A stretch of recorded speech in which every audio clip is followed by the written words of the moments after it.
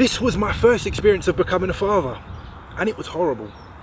I felt so upset with the fact that my wife and I have to go through this. When we first found out that my wife was expecting, instinctively I was over the moon. It was our first child, and I was ecstatic that I'm about to become a father. So I guess first thing I got into was in preparation mode. Not just prepared for when the baby comes, but I was trying to prepare myself for how my wife was going to start changing physically, and also all the attributes that come along with being pregnant, or what's most typically known as the mood swings and things like that. And I guess I've witnessed a lot of that firsthand from obviously being around a big family. I see a lot of women in my family being pregnant, but more specifically being quite close to my eldest brother. I watched his wife and I've watched him go through the whole, well, not him go through the pregnancy stage, but I've watched them go through the whole pregnancy stage 3 times over. So I had an idea of what to expect. I had an idea that there's going to be some elaborate food requests, and then there's going to be some mood swings, or perhaps some things that you're going to have to kind of be very attentive to. So I was very prepared for that. My actual experience was very different, and I don't think people always prepare you for the fact that it's difficult to be prepared for your wife's pregnancy, because everyone's pregnancy is different. I guess two examples of that, I guess, was one, her senses were like superhuman senses. Literally, the TV couldn't be at the, in fact, forget the TV. When I was driving, we had to, okay, we're driving on the motorway. You have a speed limit of 70 miles per hour, and you have a reduced speed, which is the lowest of 50 miles per hour. I'm driving at 50 miles per hour, and for some reason it's too fast for my wife, and she's asking me to slow down, and she's in floods of tears because the pain that she's experiencing whilst driving. And I felt like it was like completely out of my control, because I can't go any lower than 50 miles per hour. If I do, I'm going to get pulled over, get a ticket or whatever. And I'm trying to explain this to her, but I don't know whether it's because of the pregnancy or the mood swings or whatever, but it wasn't registering that I'm doing my best to try and make this car journey as smooth and as comfortable as possible.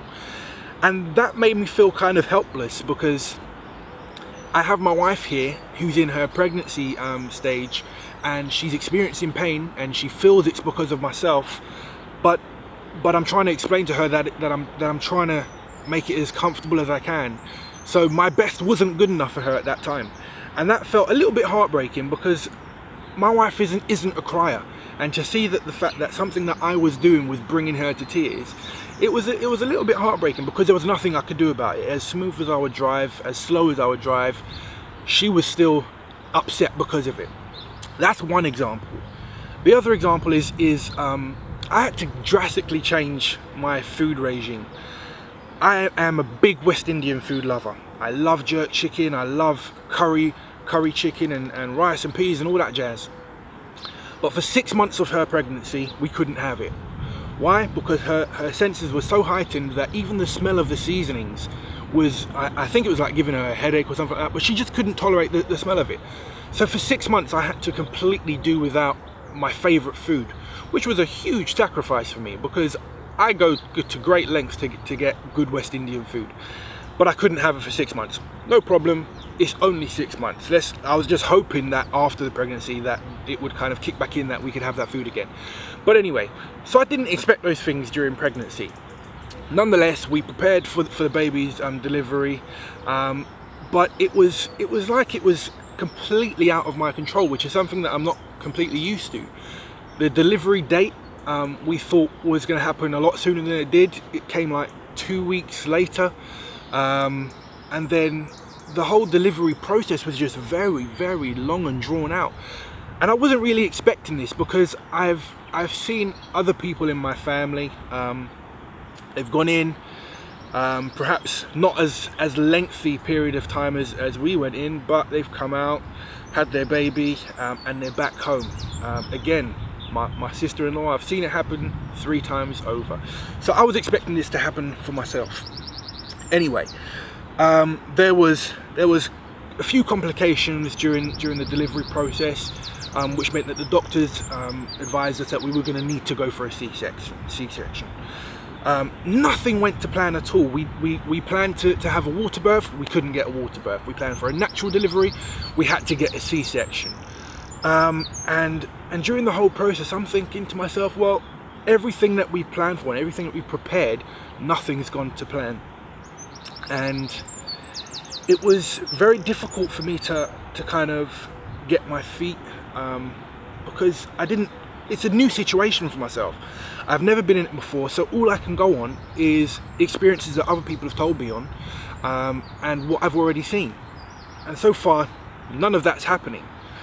So I found myself in a position where I didn't really know what to do, if I'm honest. I was trying to comfort my wife. I was trying to be as supportive as I could be, but it was difficult because, to be honest, I think I needed some support at that time as well, because I didn't know what to do. I was very concerned about the situation, and the fact that there was complications in my daughter at the time as well had me very worried. And I was trying my hardest not to show my wife that I was worried, not to show anybody else around me that I was worried.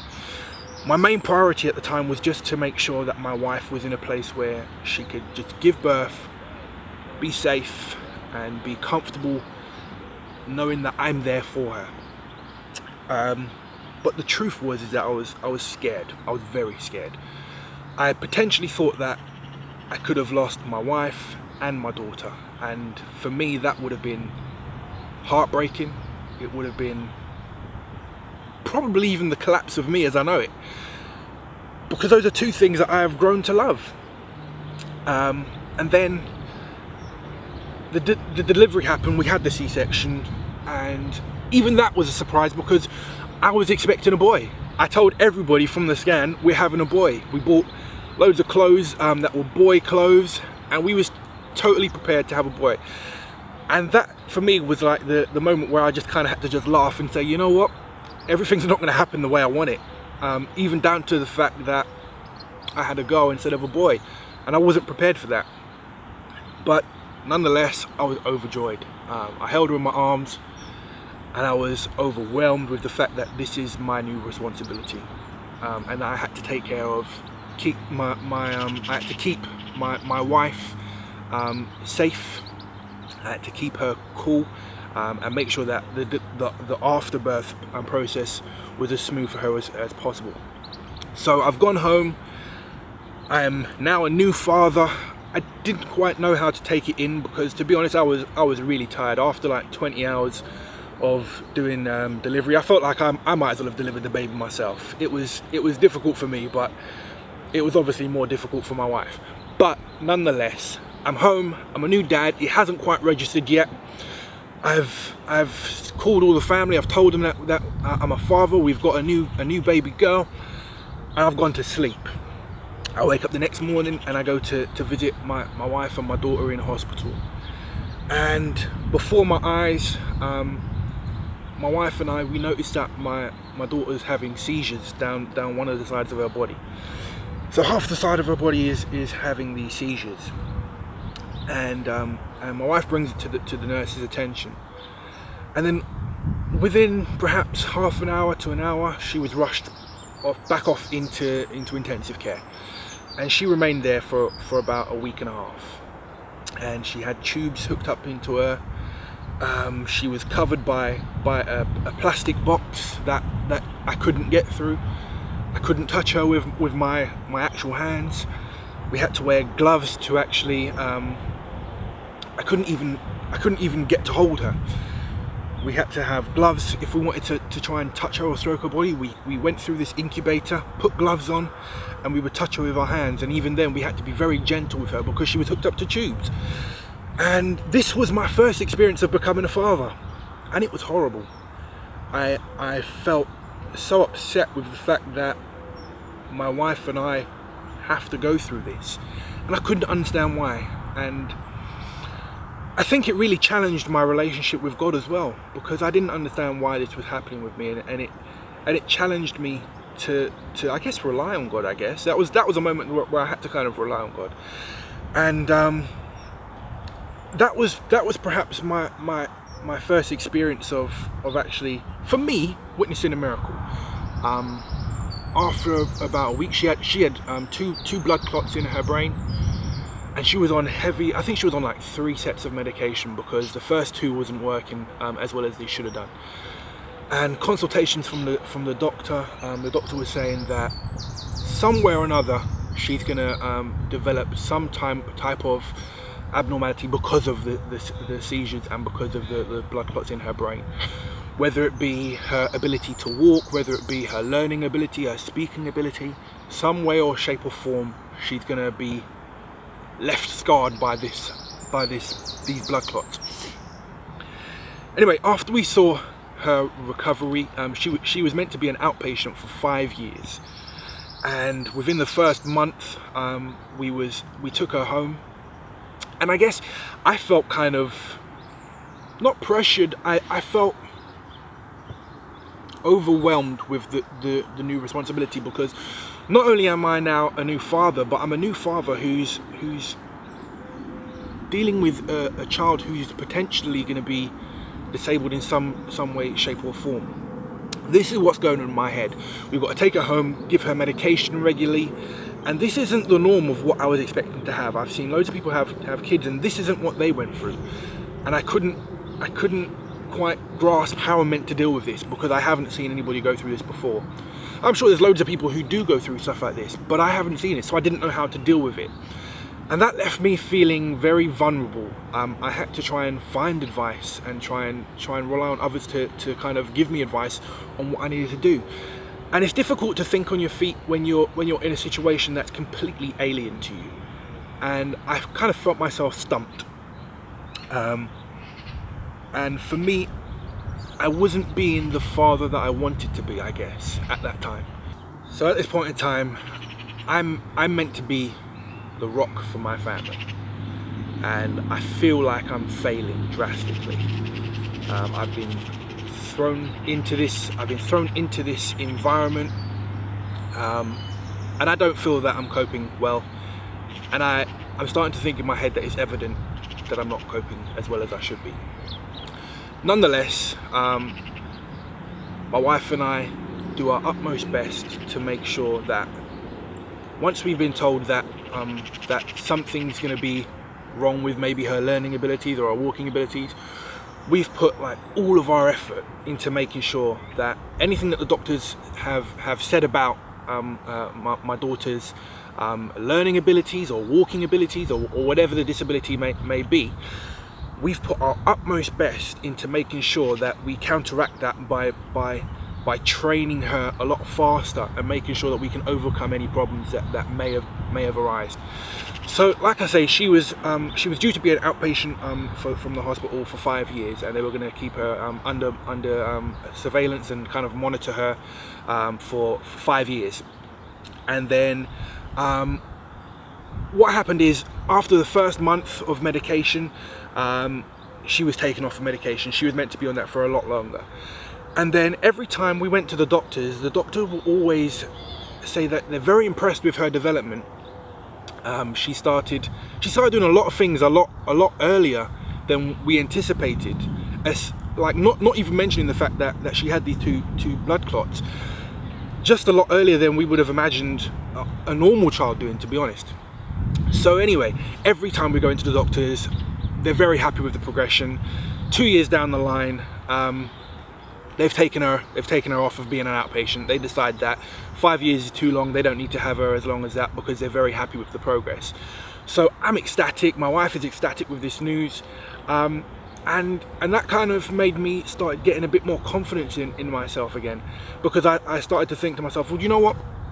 We did get bad report at the doctors and when she was first born, but my wife and I as a team, we've been able to invest in my daughter enough to be able to say, you know what, you was born with these problems, but together we were able to overcome them. by investing in her learning, in her development, her trying to get her to walk, just trying to put as much around her to try and make sure that she's able to be like a sponge and just soak up everything that we give her. And she's done that very well. I'm extremely proud.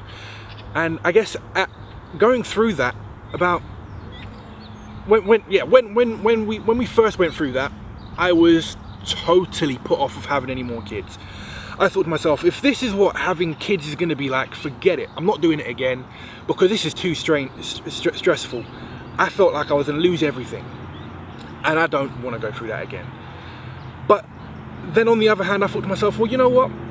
As much as I thought I was prepared, now that I know that anything could happen, now that I know that, you know what?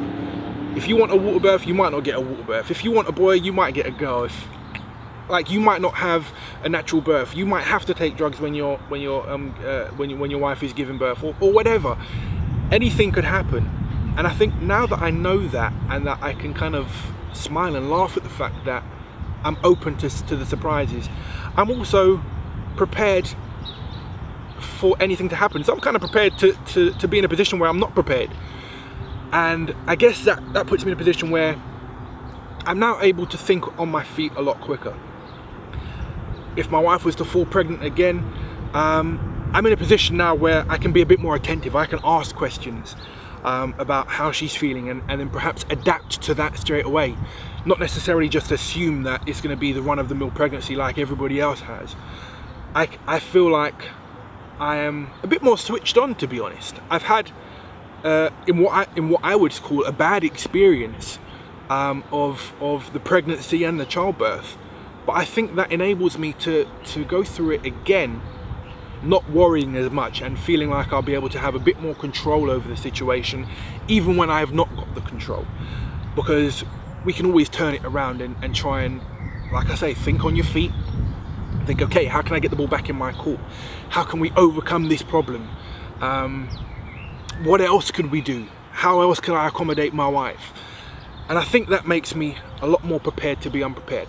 So I think my advice, to anybody who's going through their wife's pregnancy for the first time, yes, listen to what people have got to say, because a lot of it is very helpful. But be very open to the fact that it might not go your way. Be very open to the fact that, as prepared as you may be, as much as you've got the baby crib and all the bottles and all the clothes, it might not turn out the way you think it's going to turn out. And be prepared for that. Don't be worried, and try not to feel like you've lost control, because the reality is you can never have control over a situation like this. You just got to roll with it and do your best and bounce on your feet and kind of just think real quickly and adapt. I think that's the key, that I think, yeah, adapt. Because the next time, God willing, if we have kids again, I know that I'm going to be very adaptable to whatever's thrown my way. So I just wanted to share my first experience of becoming a first-time dad. If you connect with what I've said, and you've liked it, then by all means like the video. Even if you feel that you know what, you connect on a level where you've gone through an experience that perhaps didn't go your way as well. It might not even be a pregnancy or a childbirthing situation. There are loads of situations that you plan for that don't necessarily go your way. And if you're that type of person and you feel that someone is going to grow from hearing your experience, then please share that in the comments. You never know. People will grow from what you have to say, and I'm really keen to hear your voice as well. Now, if you want to see more videos on topics like this, feel free to subscribe to the YouTube channel. It's youtube.com/men in marriage. Until the next time, I'll catch you then. Your children look at you for being the role models. You could have a disagreement, but add any of those things in the combination and add love in the top of it, the kids will see, okay, that's the real deal. And they don't mind watching you go through any of those stages in your life with your parents, with each other, because they know that love is a core focus in any of those things.